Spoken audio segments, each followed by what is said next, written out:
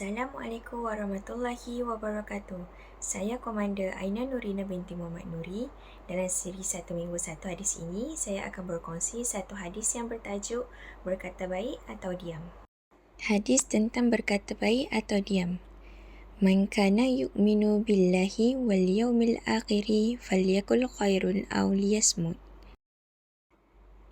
Yang bermaksud, barang siapa yang beriman kepada Allah dan hari akhirat, maka hendaklah dia berkata baik atau diam.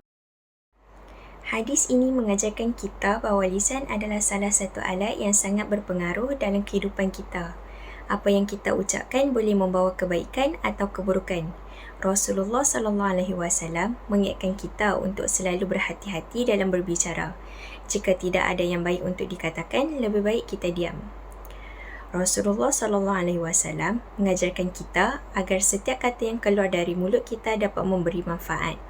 Kata-kata yang baik dapat mempererat silaturahim, menambah pahala dan mendatangkan kebaikan. Namun, jika kita merasa bahawa apa yang kita ingin ucapkan tidak membawa manfaat atau boleh menyinggung perasaan orang lain, maka lebih baik kita memilih untuk diam. Diam dalam konteks ini bukan berarti membiarkan masalah berlarut-larut, tetapi menghindari perkataan yang boleh mendatangkan fitnah, kebencian atau perpecahan. Jadi, marilah kita berusaha untuk menjaga lisan kita setiap hari. Berbicara hanya jika itu membawa manfaat dan diam jika itu lebih baik.